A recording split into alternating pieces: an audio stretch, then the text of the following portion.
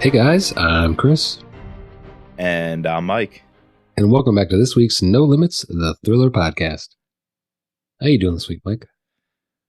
Chris, I don't know why, but hearing you say those opening lines right there just put a big smile on my face. I just needed this right now. Some time with you and Don Bentley. Dude, I've told you this time and time again that, no matter how much I'm like, oh, I got a podcast. It's like not that I don't want to do it, but I'm just tired. End of the day, like oftentimes there's been many a time where I've fallen asleep putting the kids to bed. But every time, once I get here, I'm physically here, I'm present with you. It lights up my week. It's amazing. It's a blessing. So, It really is. And this week has been on fire with our patron group chat. We're dude, the group having, chat is picking up. I love it. It needs to keep coming, man.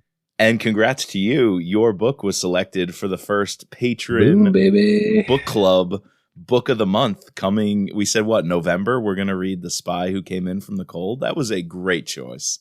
Yeah. No, I can't take credit for it. I think someone else had mentioned it before that they wanted to read it, and so when you brought up this poll, I was like, oh, I've always wanted to read that too. I love. I got to give a shout out to my fellow completists of Sherry and Mark, who apparently I didn't know this, but The Spy That Came in From the Cold is book 3 in the Lake Erase series. So Sherry has 3 books to read before our December chat. Yeah. I've read 2 George Smiley, and it's just he's an awesome character. So Yeah, I might join them in trying to catch up on whatever the first 2 were as well. apparently the first 2 books are very short, and then the audiobook for The Spy Who Came In For the Cold is only 7 hours. Yeah, I remember that one being a much crisper read. I actually read it for the first time recently. It was 2020, somewhat recently. I remember I had COVID, and that was the first book I read when I was just zonked and couldn't really go do anything. And I got through it even in those conditions pretty quickly. So yeah, I loved it. And then I also read Tinker Tailor Soldier Spy, which I feel like is a bit of a heavier lift. Mm, It just has more weight to it. But yeah, I'm excited for that. yeah, so that's our patron only book club. We got to come up with a great name for that group. But you too can join the group chat and the patron book club discussions. For less than the price of a novel a month, you can help support the podcast, be the reason we can continue to make more podcasts and read all these books. So just head to thrillerpod.com, click on the Patreon tab to learn more, and we'd love to have you join up. But Chris, why don't you tell the people what book we are covering here today? This was your suggestion to jump into this one. Yeah, so we coming off of Kyle's last book, we wanted to dive in. We can't wait. We're too impatient. We know we're getting this change over to Don Bentley. So we had already done 1 book from him, and so the past 2 books we've done on this thread, the last book we did on this thread was one of his Jack Ryan Jr. series, or his first soiree into that. And I was like, you know what? I'm digging this. I wanna have a little bit more of Don Bentley in my life. Let's go back to the Mac Drake series and let's read Outside Man, book number 2. Let's see how he does with, and I'm gonna come in a little bit hot here. And I'm gonna rehash a take. I'm gonna take closet, I'm gonna take my takes out of the closet, and I'm gonna just say that second books are very hard. Yes. Yes. And, you know, I think it's one of the biggest challenges, especially when you have a second book of a series that you're starting like fresh. It's different like when you have a second book of like the Jack. I'm sure like his second Jack Ryan Jr. book is like whatever, because that's a extended universe type series. Here, he's starting to build this character a little bit more. Let's take it to the next step, and I I think this novel, I enjoyed parts of it, but I think we're gonna get into why. Like, I think sometimes it fell a little bit flat to me, is because I didn't love the continuation story from book 1. Like, Really? I felt that this would have been better served to like dive back into this in a couple novels. Like bring this Mr. Suave, the devil, what he becomes as the villain, make him like a 3-4 book villain, where like maybe he's not the main villain, but he's like there. Like the devil had so much potential to me, Yes. Yeah. and then for the just how he went down, like I was really disappointed with that. And so I think that that's where I'm like coming from, like just finishing this book today and on my ride home. And like, at first I thought he was just killed in the helicopter. Like, Right, right. and then, I was like, well, that was cheap. Okay. So you built up this giant villain. And then, all right, he loves his 180s. There was a couple in this book there was a couple that I enjoyed in this book too, with the, surprises. But yeah, for him to like go out that way in the end, I don't know. That's where I'm coming in from the top. And that's why I would like to, like, second books are very hard to do. And, not everyone can crush a second book. It's hard. Yeah, I'm going to agree with you on a few things, but maybe over the overarching point you made, I might want to take a little bit of issue with here. I actually think one of the better moves here was to build this continuation, and one that was reintroducing Mr. Suave. I thought getting more info on the devil and actually seeing the devil and what he's doing, I thought might have been one of the more interesting parts of this book. And as a villain, the potential was absolutely there, and hence I was glad he came back. Like he was almost dangled in book one, and we had Right. no Right. idea who this guy was. And now we get this description, all the terrible things he's doing, right, leading up to the auction, but even just more physical descriptions of who and what he is. He's like the Arab version, or it was like a darker European. I think we thought he was Belgian at one point, but he was like a darker Middle Eastern looking version of the Dos Equis, most interesting man in the world. Right. Like That's what he says, right? once we got that, I was like, oh, that's fantastic. So I think bringing him in was great as a continuation of some loose threads in the first book. And then on top of that, I wanted to in the first book see more about Layla and his wife. I felt like it was just push her out, mention her. He's having these psychological issues, but we didn't go as deep as we could into that because the book had to move to Syria, and book one Right. was just incredible once you landed in Syria. So there was really no opportunity to bring in the family. I was glad here we didn't just kind of drop all Drake's baggage. Instead, we are right from the get-go. We have the radiology reports, right? In that car crash in Right. Austin, Right. we get a hint of that. So it's kind of building to I want to know more. And then the amazing date scene with that waitress or the maitre d' who he has to go get the flowers, and he looks like shit and she looks amazing.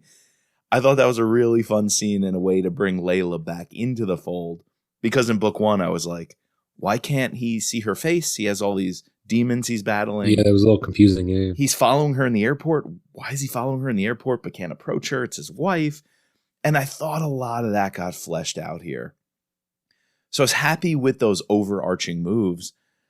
I think you're right. Some parts of how those storylines progressed and ultimately with Mr. Suave ended maybe a little disappointing. And I would say, frankly, confusing at some points. We're going in a lot of different directions.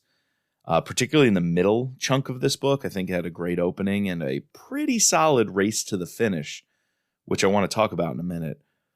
But while we're on Mr. Suave, I thought he had the potential to be such a good villain. I have a whole limerick dedicated All right. Let's hear it. to the devil. So, there once was a villain named Suave. Around him, darkness revolves. It's now up to Drake, who can't make a mistake. A plot to save Layla he must solve. I like that. Suave, resolve, solve. That's good. So what did you think about Layla being brought in and ultimately on a collision course? It's Mr. Suave or Drake, and caught in the middle of that is Layla as the bait. Yeah, I thought, like, let me tell you what I liked about this novel. I thought the bones of the story and the action set pieces, amazing. Yes. Kicking us off with, like, putting us like in media res with this car chase fight, like where he's looking behind him, he knows someone chasing him, and then boom, we're smack dab. I love that character of like that, the mom who he like tries to save, wearing like the Lululemon shit, like and then she's like, "Get off!" Like that. Yeah. That was just funny. Like I one of the reasons why we wanted to read this book and learn more about Don Bentley, his writing style, is to maybe draw some comparisons, some parallels we might hope to see his potential in what he can write with a mid-trap novel. So one, right off the bat, I think he's going to nail the action. And I think we've seen that from his other two novels we read too. Two, I think he's probably going to keep up the humor because like Matt Drake is pretty funny. Like he reminds me of like Scott Harvath in that sense, you know, like not afraid to mix in a little bit of humor while also having this gravity, this gravitas. But yeah, like this idea of, you know, he has to, you know, a man on a mission. Like I love the whole idea of like I want my husband back, like because you're not my husband Yeah. because you're only you when you're, you know, he what since he quit, quote unquote quit, he's been moping around. Yep. He's a fighter. He's an operator. He's supposed to be in the action. He has unfinished business. You know, this Yes. Mr. Suave. You know, the person who killed his asset, right? And Charles. And as well as with Charles, which we got to talk about the ending with Charles too. So the overarching story, I thought it was great. I was just, I just thought that there was a lot of hopping around was Mhm. confusing, and this he built an ultimate villain in Mr. Suave, Yeah. and I just thought he was wasted. I just thought he was super wasted. You know, Yeah. like this could have been a guy that could have got away every single novel. Like Hmm. eventually, like he's gonna have to die, but like you could have had him be, you know, like a 5 book novel, like You you could. know. You really could. Yeah. So Okay, so that's going to touch on something which we absolutely have to bring up, and it's kind of pulling these threads together, which is while I love the first person writing in this series, and I think it's a really cool, unique, bold addition to this line of thrillers, and it works for Matt Drake's story. It's, you know, Don's trying something new, starting a new series. yeah, It's going to be the thing that defines this series. However, I think in this book, more than the first one, we're seeing the limitations of that or the drawbacks from that choice. And the main one is we don't really spend time with Suave. He's mm, such a good character, yet we never once get to really see him in his lair, you know, with his right.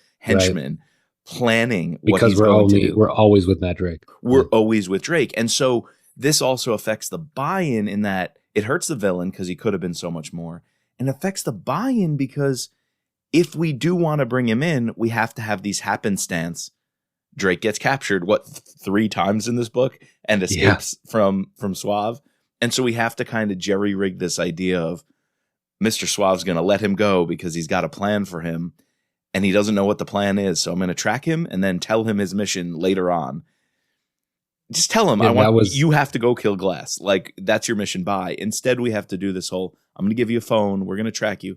I wasn't buying any of it. It was like the no. weakest excuse. I'm going to send you with one driver in a car that you're driving and you have the phone. And if this phone leaves you, I'll kill your wife. Don't send him on all these little wild goose chases just because the story would end too quickly. I was super confused about like all of a sudden they ran into this ambush. Mm-hmm. Like I So, don't know. Am I wrong in being confused? Like no. what was going on with that? There's It was so many cool. The action was freaking awesome. Like really freaking cool. So, that's what saved it. yeah. If the action wasn't good, then I might have not even finished this novel.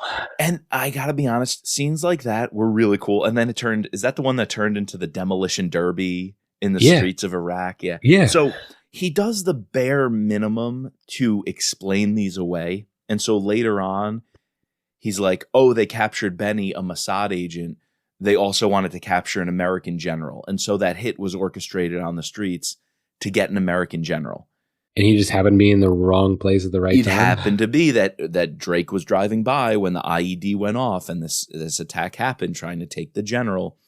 And then it just so happens he gets captured with the Mossad guy who, lets him put all this together. So the coincidences are rolling. The buy-in score for me is dropping. Yet in the moment, I'm still enjoying the scene. Like, I agree with you. It doesn't really work sequentially as the plotting and things get lost. But I really like the individual scenes. So I to me, that's a drawback of this first person. I think we could have really painted a better picture of what's going on if we weren't in this RPG video game. Like, we have to be in Drake's shoes. Ergo, we lose that omniscient knowledge of what the other actors are doing and planning and what's going on in the wider context of the story. And without that, things either seem super convenient when they happen and confusing when they happen because we don't know what actors are playing what role in getting Drake to that point. It reminds me of like playing a video game. Mm-hmm. You know how like you It's go an from RPG game. mission to when you said RPG, that was like that's spot on. It's you're playing as the first person shooter and you're always the same character, but you're going like you reach a mission and then like conveniently like you then once you get to that mission, they then tell you what like it just doesn't feel lived in and realistic enough, if that makes sense. Yeah. I don't know. Like I've never felt that way while reading a mid-trap novel. No. I mean, maybe a few times. Like there's always coincidences in these stories. I mean, it's just like how it's going to have to be, but it's how what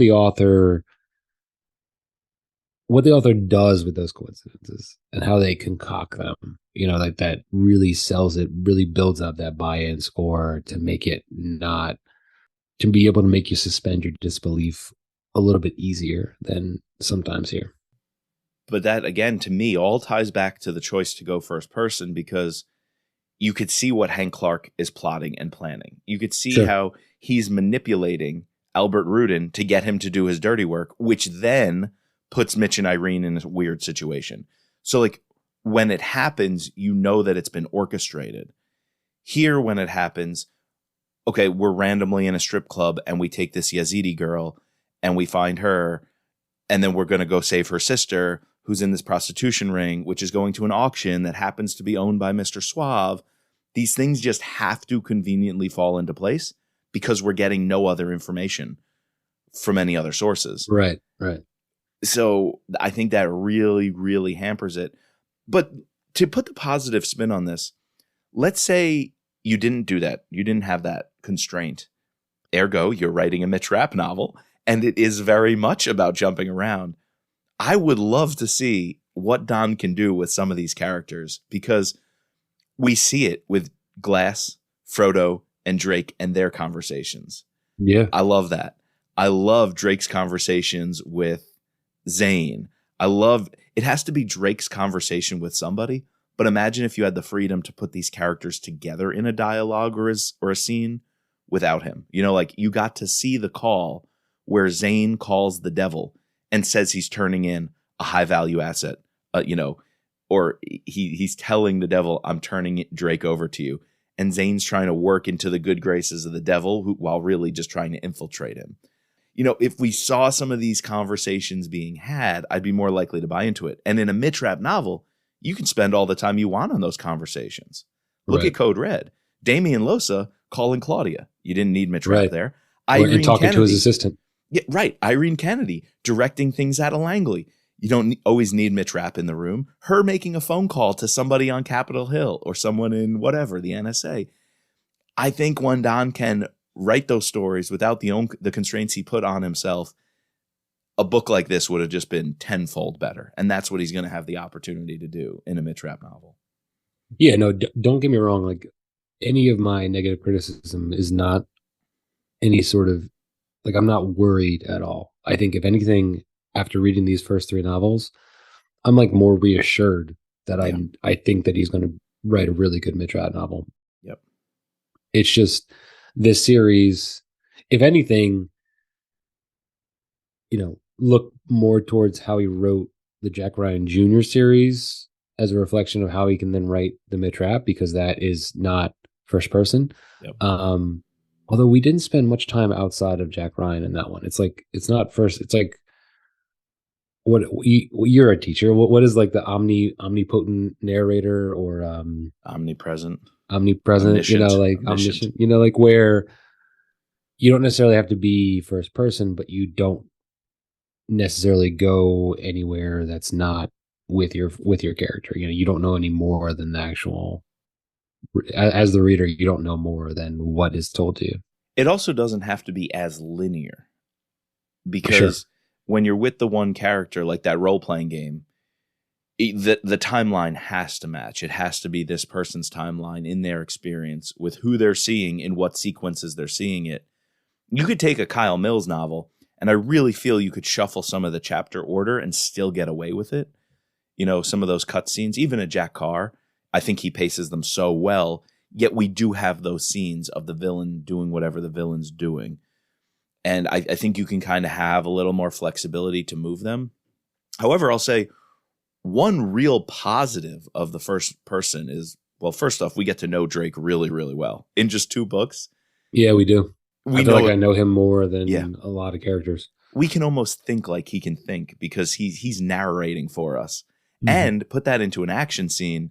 We love when Mitch Rapp does that. We can actually see his tactical genius in the moment. You know, the battlefield slows down and he can read it.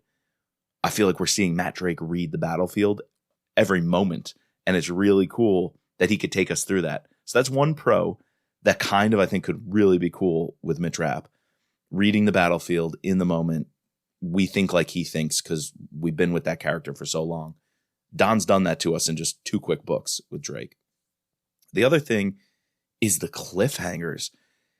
You can almost put a lot of the buy-in issues aside because chapter to chapter, this first-person narration allows you really edge-of-your-seat cliffhangers. Yeah, definitely. Things like Brad Thor can do, but then when that cliffhanger hits, you jump to a totally different storyline and sometimes come back to it and forget about it.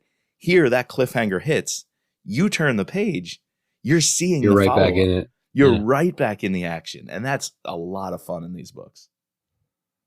The third thing that I just sort of piggyback on you is I'm excited to see more technical prowess. Yes. You know, because like that, you know, even though I'm not saying that Kyle didn't do a good job, but it just wasn't his area of expertise. You know, that's why he had consultants and stuff like that. But like, we know that Don has lived it, and you can definitely tell by the way he describes some of these things. You know, we mentioned it in the Jack Ryan Jr. series, but I think it's even more prevalent here, where, you know, he's talking about these different ordinances and the different helicopters, and, you know, some of like especially that scene with the IED explosion in this, you know, crazy demolition derby you were describing with this, what was that gun that he had to shoot? It's like what was it called?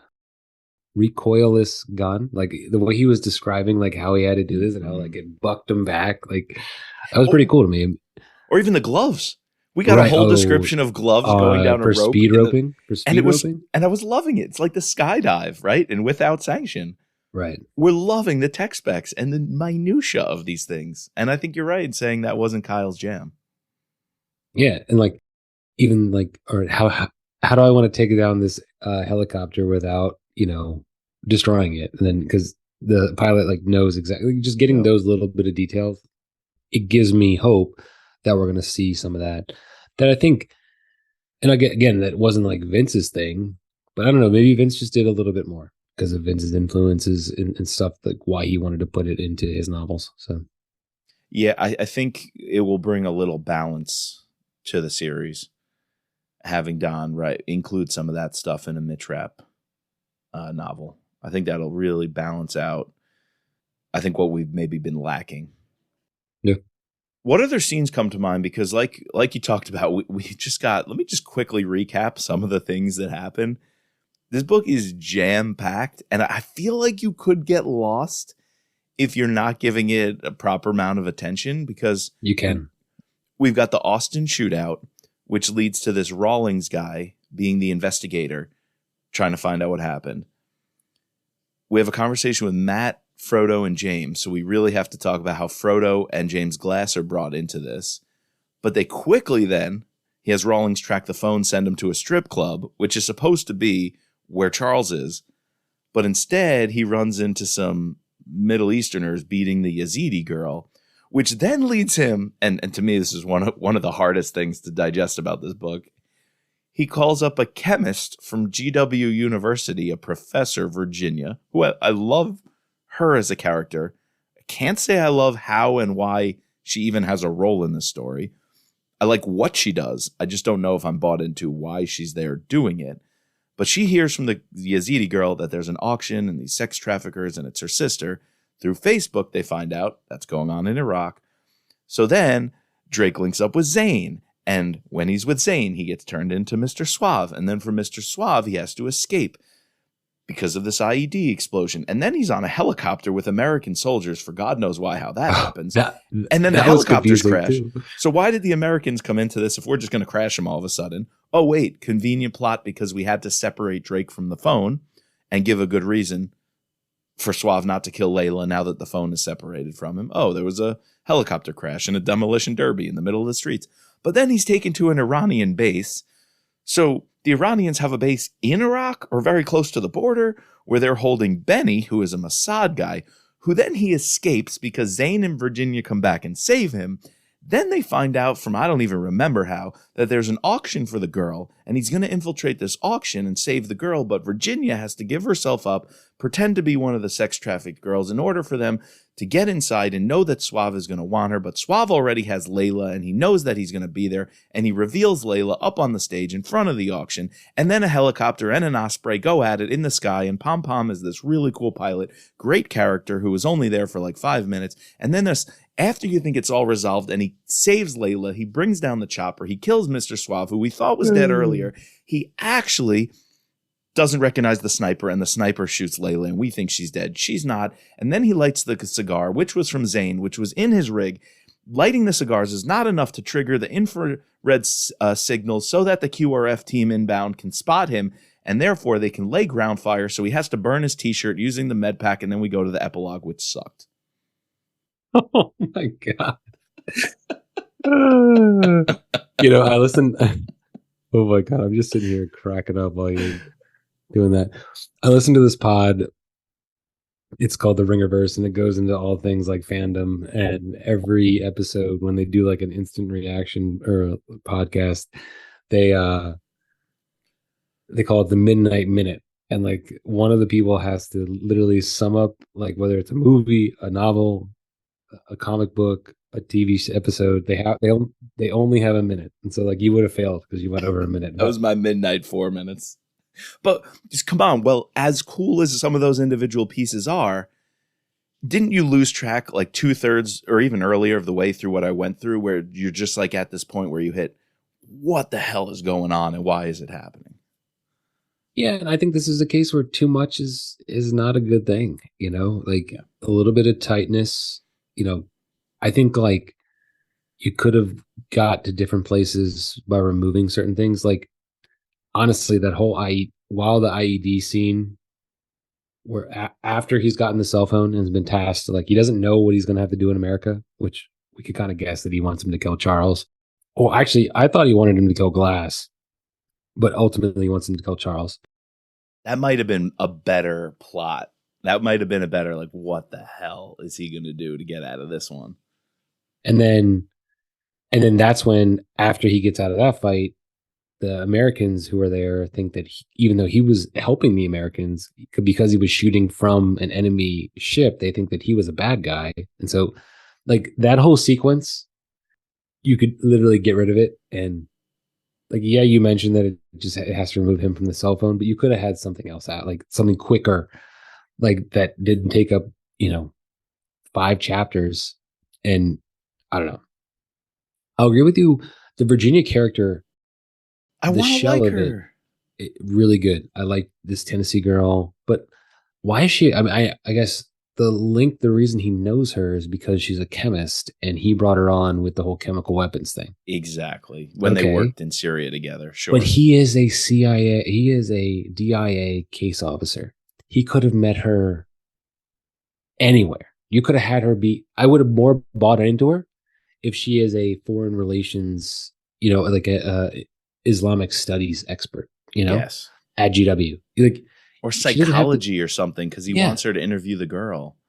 She doesn't have to be a chemist. Like, I guess he's seen her, like the only thing I'm trying to retcon or headcanon in my mind is like he saw how good she was both on the ground and as a people person. She's down to earth, but I didn't buy this whole, like, I know exactly who I have to get to talk to this girl we just saved from the strip club. And then we're in the halls of GW, and she pretends to be married to him at one point just to throw off this other jealous guy who Yeah, that was a was weird. professor or grad student or something. I just didn't need it. And I really want to like her as a character. Were you And upset when she died?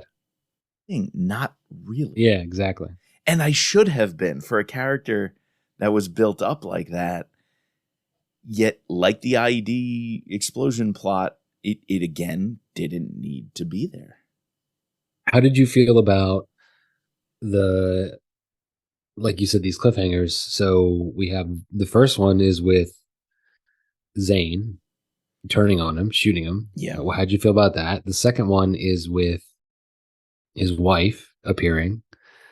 And then oh no, I guess before that, we find out that the guy that Zane, we think that Zane again flipped again because Zane put this Northern Irish bodyguard with him and he's a mercenary. And he turned, yeah. Then we get his wife, and then we get like the whole double fake with the devil, which we kind of already talked about how I didn't quite buy that or didn't, well, I thought it was cooler than the fact I liked it more that he wasn't in the helicopter that went down. I would have been even more pissed. Yeah. If he actually did die in that like one helicopter. So here's what I'll say about all those cliffhangers.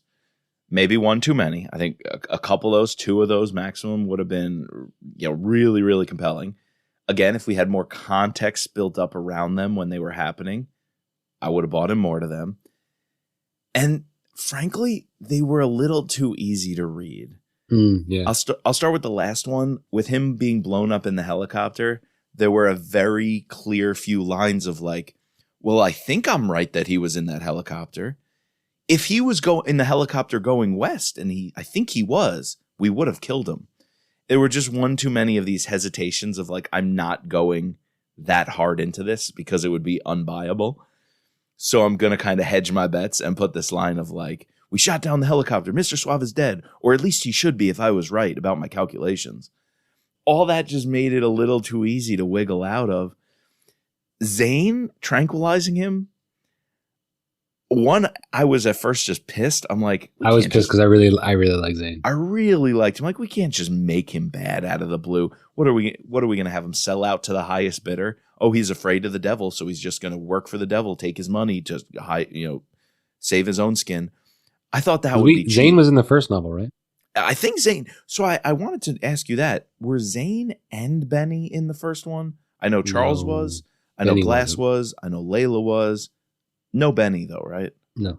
Okay, I'm pretty sure Zane was because he's like this truck driver, like turned now, like criminal mastermind. Like, yeah. I think I remember that. He was way more fleshed out in this. Yeah.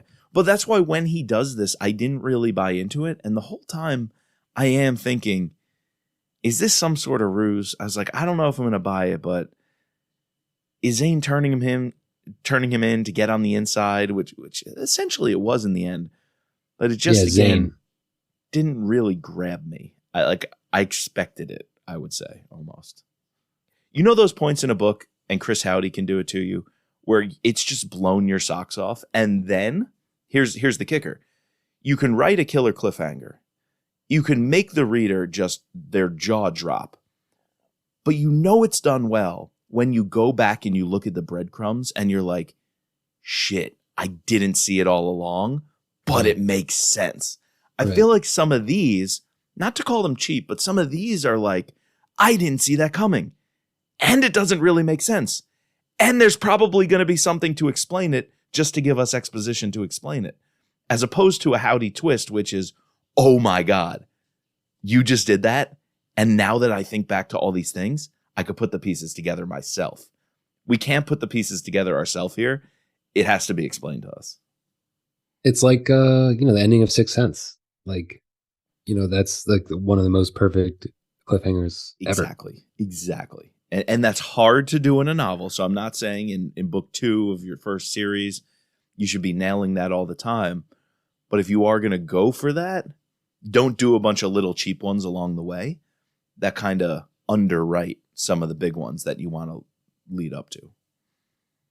I almost would have liked it if instead of Zane, you could have still had Zane flip, but Zane flipped on Matt's orders.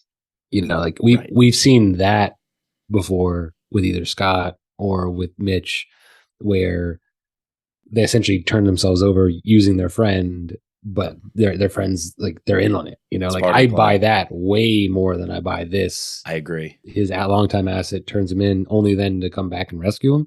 Why wouldn't he just tell him? Yeah, You know, 100%. I why agree. would he just tell him? He just calls him family at the end. Like, Yeah. Agreed, dude. That's perfect. Yeah, 100%. And that's totally a Mitch move right no, there. it's just like these little things. Like I said, I think the pieces are there. Yeah, It's just like a little tightness here, a little more, little cut here, change this a little bit, and then you got a banging novel. you really do. You really do. Now, since we brought up Mitch Rapp again, one other thing that with a little tightness could be absolutely perfect. This is a Mitch Rapp style race to the finish line. Oh yes, This is almost a Vince Flynn ending to a book if it just ended with him taking out Suave in the desert and saving Layla. We then had to have this little extra theatrics of the sniper and the med kid and then the QRF team. that.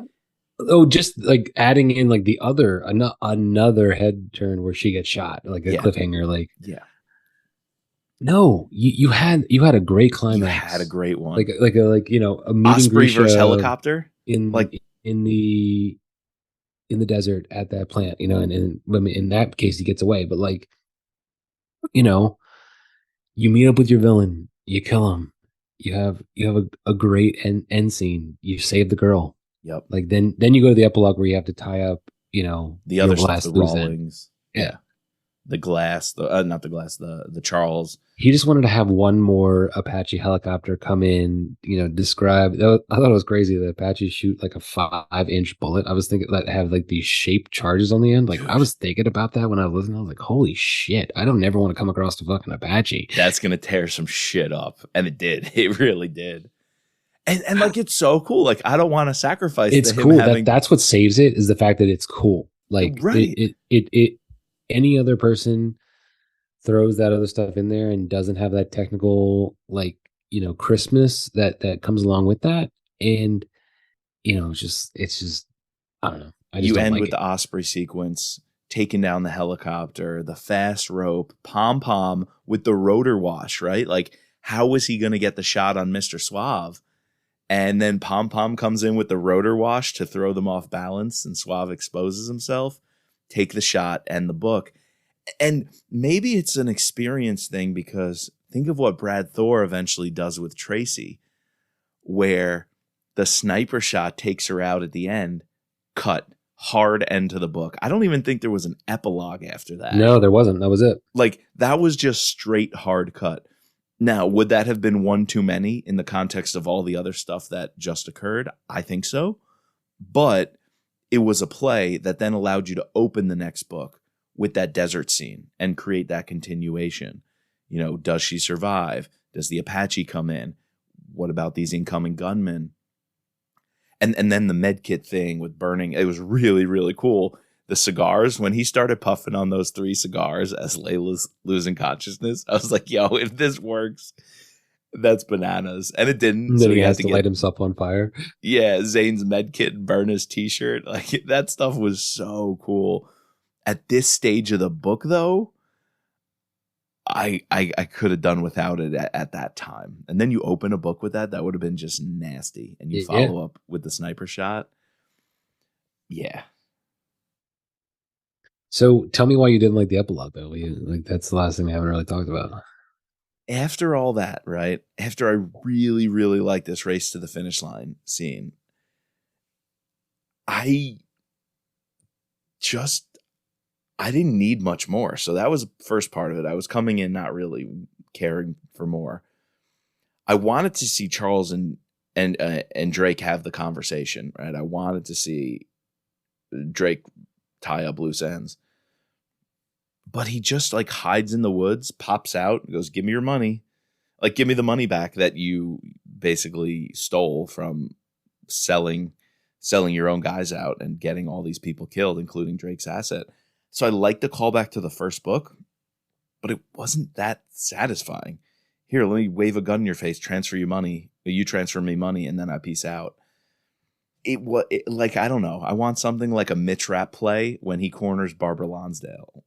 Dude, or even better, separation of power or executive power, whichever one it is, when he goes into the Cosmos Club and he and Donatella spike Oh yeah. Hank Clark, and he just sits him in a chair, says, "Look in my face," as he poisons him and he dies out. Yeah, or when Kennedy puts the medication Yes. that's in the DNI's stuff. Yeah. Oh, yeah. There's just so, or was that the vice? She killed the vice president? No, he was going to be the vice president. He was the right? candidate. Right. Yeah. Right. Yeah. He was getting tapped as vice president. I don't know. I just felt, and maybe we shouldn't be comparing it to that, but why not? Like, let's aim, or transfer power, right? When we know we have to go after Rafiq Aziz, right? We have to go after Rafiq Aziz, and you hit this house, and it's this whole thing. It's like a wham bam, thank you, ma'am. I just didn't have that here. Just sneaking up on a guy and asking him for Bitcoin, essentially, or whatever. Transfer me money. I don't know. I felt like Mitch Rapp would have killed the dude, or figured out a way to, or had a better play. Yeah, like wiretapping himself. He kind of, and like the FBI agent even says like none of this is really usable in court anyways. So like, yeah, like where are we going with this evidence? And then it was talking about just putting things in to put it in. When he had that conversation with the journalist or failed journalist waitress lady, and they're talking like Longhorns, they're talking about Texas. It was so out of the blue, and like it's supposed to be this big ending. Like literally, I think one of the last lines is, "There's a journalist. She'll verify the story for you and look into this." Why am I going to trust this random lady you talked to for 5 minutes who lost her internship? And now you're like, oh, Rawlings, the seasoned FBI guy who is telling you this won't be admissible in court. We can't take him down. He's like, don't worry, I got you. Talked to this girl in a restaurant once. She's from Texas. Like, what? No, I think because it's kind of like a James Reese and Katie situation where he gave her all the scoop and saved her career because she was floundering. Okay. Yeah, but again, I just one too many, didn't need it.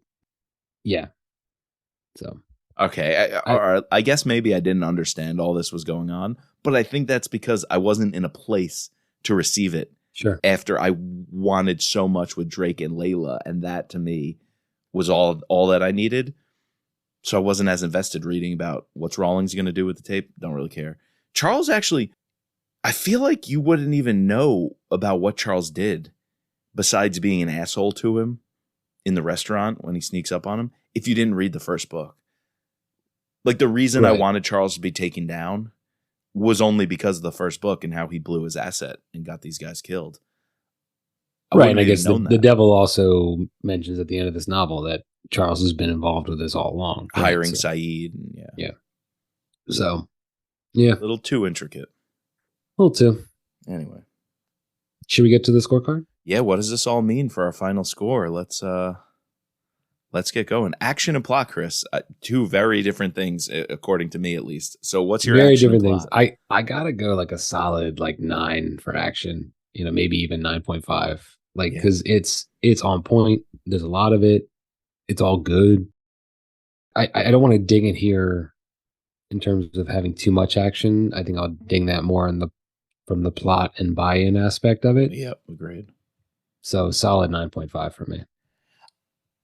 I think I got to go 9 with you too. The action that we got was great. There was way more than enough of it, and I can't think of one action scene I didn't care about. I didn't care about it in terms of the plotting and sequencing, but in terms of the action going on in the moment, I cared very much about everything that happened. Unfortunately for plot, why some of the action was happening, why it was when it was, and with the people involved, I got to go to a 6. I think that's the highest I could possibly pull out from this. Yeah, I was thinking 6, somewhere between 6 and 7. Ultimately, I'm going to end up at 7.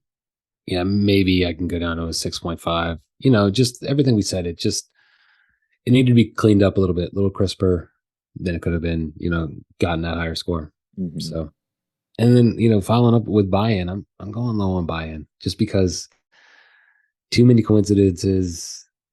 It jumped all over the place.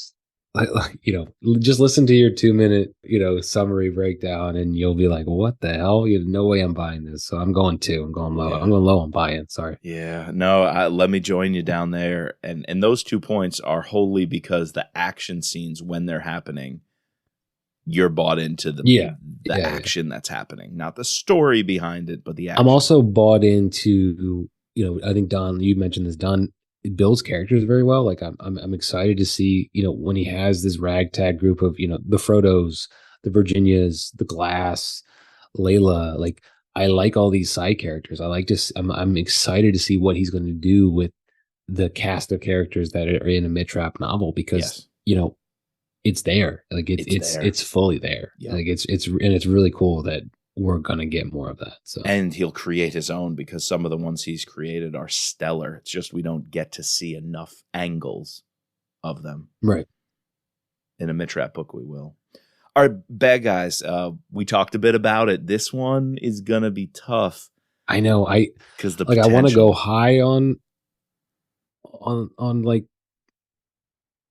the devil because I think he's such a cool kid. Like and the potential for him is very good, but ultimately, like the way he goes out, I gotta ding that. So like, do I just do like a 3.5, 4? Like I don't want to go as low as I'm gonna go 3.5.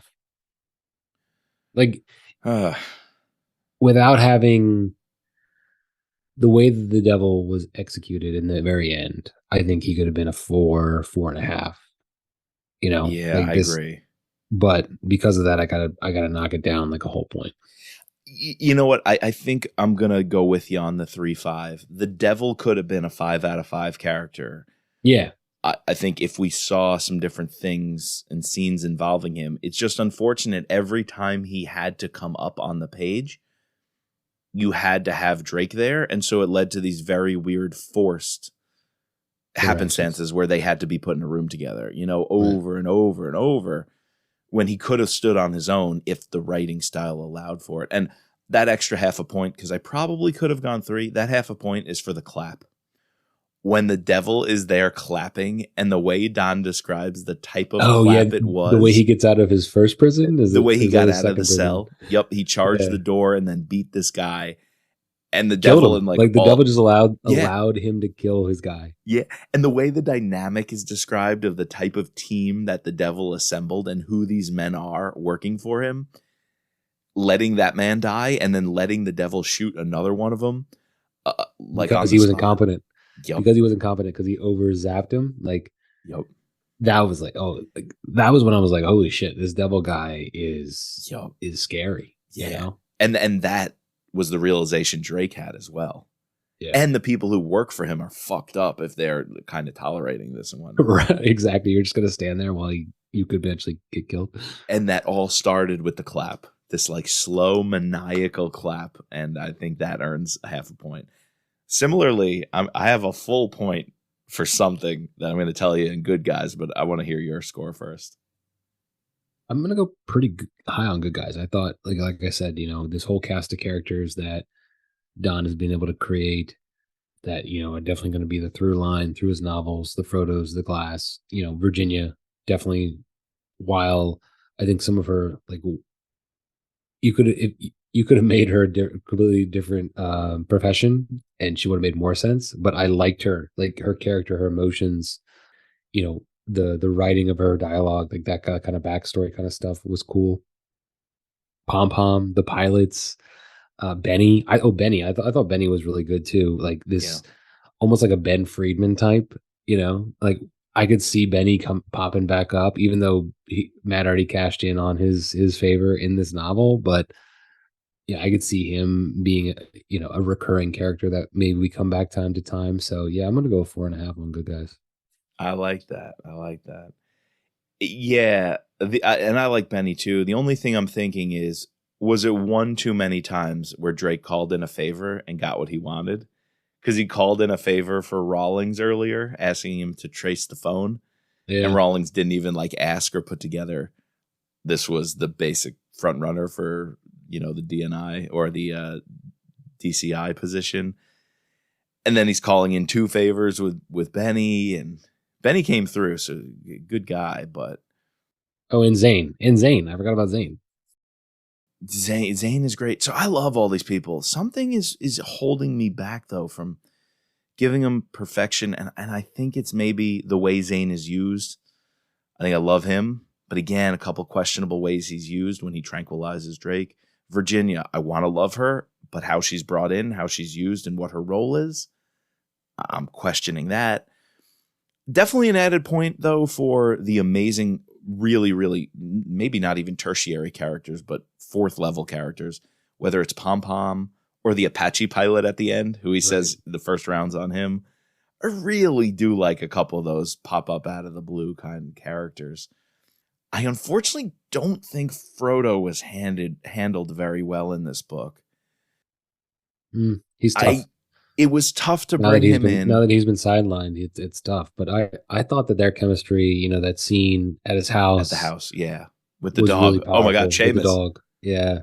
Seamus earned some points right there. But one more coincidence thing, Frodo happens to be dating someone from NSA. The NSA who can track some of these things. But the dialogue between them is great, but I just don't think we figured out how Frodo's fully going to get involved. I guess he's the intel Overwatch. He's going to become the man in the chair. Yeah, exactly. I don't know if we brought him in enough. Like if there was in the heat of the battle, whether it's the Osprey thing or whatever, there's a conundrum and they're stuck. Well, he does. He finally gets a hold of Frodo, remember? Frodo's the one who brings him all those weapons at the end. Which, in the auction? Yeah, after the auction, once he gets cell service back, like, Zane obviously helps a little bit, but like Frodo's the main reason why the Apaches come. Why? Oh, true. He calls in the cavalry. Yeah.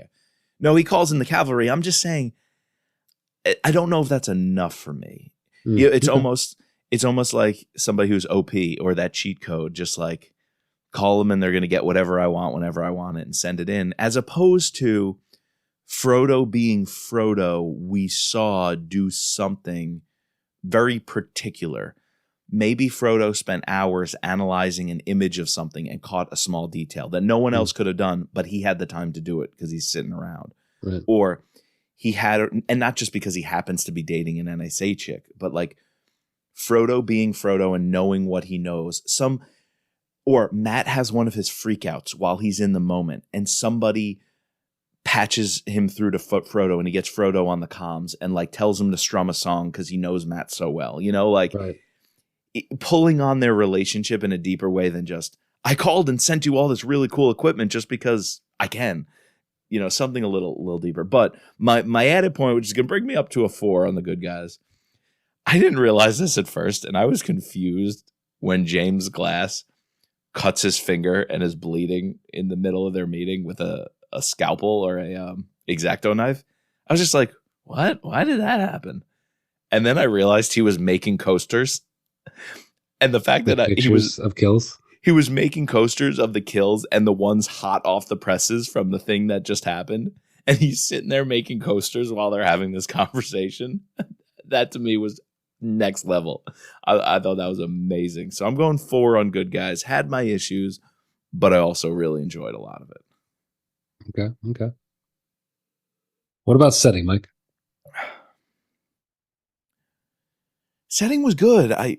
And maybe this is unfair. It doesn't live up to what was done in Syria in book 1. Right. I just think that was so spectacularly done. I don't know if I feel that way about, because we spent a lot of this book, I guess, where are we? We're in Iraq.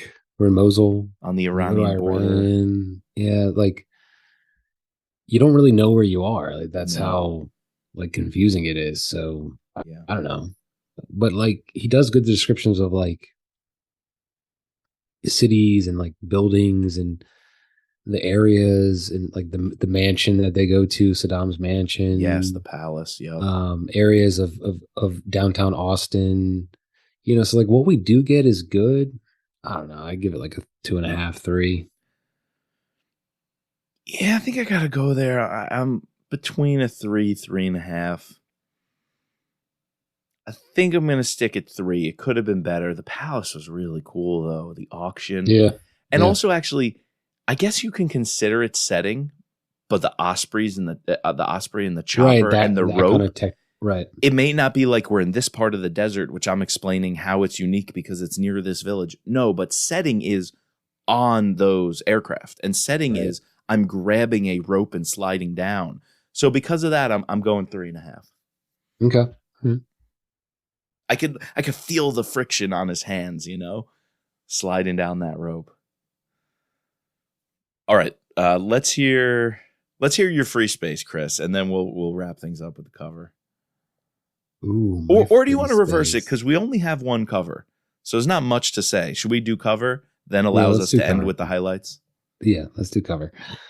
Yeah. I don't love it. I Yeah. mean, I Mm. don't love this. I don't love this line. I didn't love this line of the previous one.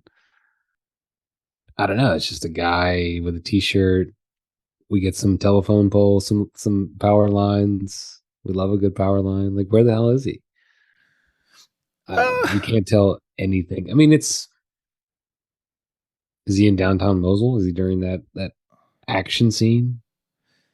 that's that's what I thought. And I got to start by saying I don't mind the man on the standing man with the gun. Because they bought into that already, right? It's very clearly going to establish this is our thing. And considering this is first person, when you say a I guess Matt that Drake makes sense. thriller, I guess that makes sense. Yeah. we're not kidding when you call this a Matt Drake thriller. There's very few protagonists who this really A Jack is a Reacher Matt novel. Drake Yeah. book. It's not about anyone else, really. Right. It's really only about him, so much that every single chapter is in his eyes. So I like that you put him on there. And we get less than a quarter of the face, so I don't have a face problem with All any of right. these. Okay.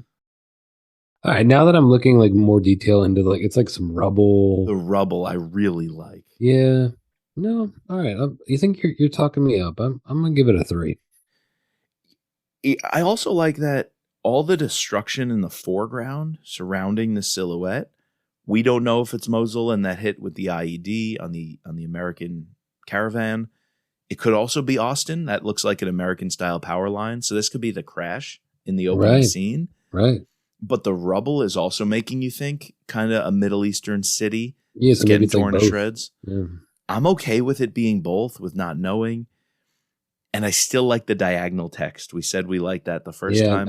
I do like that too. I think it's really carving itself a niche. So in no means is it a great or perfect cover, but it's good enough to judge the cover by the book. And it's good enough in that it's carving out its own niche and sticking to it. All right. You talked me up to a 3. Yeah, I think What are you gonna go? I should have saved that half a point because the way I just talked about it, it could be a 3.5. I can't find myself to give it a 4. It's not that good. So yeah, I got to go with halves today because it has to be a 3.5. Okay. All right, Mike. How about you? I always do the free space first. How about you give me your free space first this time? This is tough because there's a couple directions you could take it in. While I want to say Mr. Suave and the Devil, we've already talked about our issues with that. So I think I have to say this race to the finish. It went a little too long and it lingered, but I really, really appreciated everything that happened from the end of the auction to Layla getting shot by the sniper. Everything in that little chunk was incredible. It felt like a Mitrap finish line. It was stunning. It was a great action scene, and it was wrapping up not the tangential plot lines, but the main one. Matt Drake, Layla, and their marriage, and him dealing with getting back in the game and how that's going to affect his relationship with her. And it all came for full circle there, saving her in the desert. I just thought that race to the finish action scene was really, really well done. Yeah, so mine like kind of piggybacks off of that, but also relates to something you said earlier, like these tertiary characters, and I'm going to give it to the helicopter pilots and the Osprey pilots. Yeah. And we saw this in his Jack Ryan Jr. novel, how he can get us to buy in hard to these like, remember the fighter pilot who happened to be training with the Israeli like fighter pilots Yes. She was great. in Target Acquired? Yep. Like, she was in there for 3 chapters, and like, I freaking loved her. She was great. Like, you know, these, like you said, tertiary, not maybe even not even tertiary, like quaternary characters, like they're you know never going to be seen of again really well. So I got to give it to Pom Pom. Yeah. And Pom Pom and Hammer, was that her other guy's name? That's Who dude. he like fires like mid flight. Yeah, he's like, get out of here if you can't handle it. And then he puts Pom Pom in charge. Yeah, great stuff. Those kind of nuggets are really special, and I'll agree with you that could have been my honorable mention. My other honorable mention will be James Glass when we get him. We don't get a Yeah. lot of him here, but he's just a joy. It's like Stan Hurley vibes when we're with him. Yeah, very much so. You're having a good time. All right, what did you have, Mike? Well, I want to double check this because I realized on Target Acquired, my math was off by 1 point. My score should have been 1 point lower than I actually said. Yeah, so I want to get this right. 36.5, 36.5. And what about you, Chris? I had a 37, even 37. We're very close as usual. Pretty close. And let's compare this to Without Sanction, book 1. I gave a 43. You gave a 42.5. So we're seeing eye to eye on these things, and that's a significant drop off. Would you say that's fair? Without Sanction was a better book by a good 5 or 6 points? I think so. I think it was crisper, it was cleaner. Yeah. Had a more coherent story. He had an idea of what he wanted to tell. Here, just I think it's a classic case of a little too much. Just doesn't go a long way. So I feel the same way. I would say this one's closer to Target Acquired. Actually, same exact score I had of Target Acquired in that it had some really, really great things, but overall how it's composed and sequenced just didn't do it for me. what did I have on Target Acquired? Oh, I had a little higher, 39.5. You did, yeah. I think, but I think like that agrees. I liked Without Sanction, then Target Acquired, than this one. So my scoring tracks well. Yeah. You also mentioned something to me about the title, The Outside Man. I was saying that, like, I had no idea this novel was called The Outside Man. Like, I had known that, but I had forgotten it. And it wasn't until, I don't know if you guys, when you get in your car, like your Apple, your iPhone, like, mine immediately tells me, it pops up the distance to home because it knows like every day I take that route home, like, oh, traffic will be a little more light. And then every now and then it also suggests like, you like to listen to Audible at this time on the way home. Do you want to continue out with The Outside Man? And so I'm pulling it up to turn on The Outside Man, and I saw that little thing at the bottom. I was like, Outside Man. Wait, is that the book I'm reading right now? And it was, and I was like, oh, okay. I mean, Outside Man. I don't really get how that has anything to do with this novel. Like, do you know? It wasn't mentioned. No. He's the outside man because he keeps on getting captured. Like, he's on the outside. Like, he's by himself. Like, I don't know. I tried to listen for it. I went back and I started a second reread, got about halfway through. The closest I can get at one point, I forget who says it. I think it's when he's planning to actually deploy and go into Iraq and save the girl. It says like, this is going to be an outside operation or something like that. And I don't know who says it. So I think he becomes the outside man because they're doing an operation outside the bounds of the usual. Like, one other thing, just to wrap up, he was going to save the girl, the sister of the Yazidi girl. Like, that was the whole point of him going. And he just gets wrapped up in X, Y, and Z and everything else with the Iranians and the border, and they're trying to take him across and take Layla.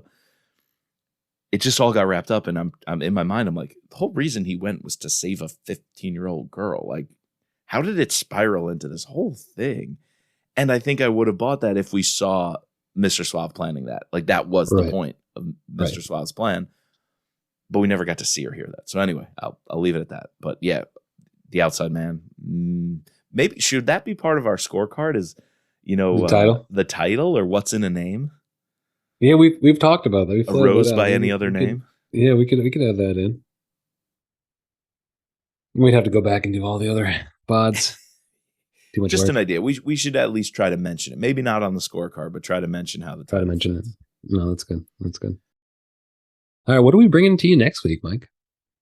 Well, we actually have something a little different scheduled. I hope you don't mind, Chris. And if you don't finish it, I'd understand, but I'm really going to try my best. We're bringing Eric Bishop on, Oh, I saw that email. the author of The Body Man, and his book number 2, Ransomed Daughter, is out. We definitely want to have him back. We had him on to talk Body Man. Really great book. What a great debut book. Let's just say that from an independent author. And then we had him on to talk Jack Carr. He came on one Right. of the Terminalist episodes. Right. His social media is great. He's always engaging with people. And so I think Eric Bishop deserves a spot here on Thriller Pod. Then after that, I think we start Damascus Station or Moscow X. Moscow X. Yeah. Because we're going to have McCloskey on soon as well. Yeah. Yeah. All right. Cool. Sounds good. Those are the next 2. Bringing you the content.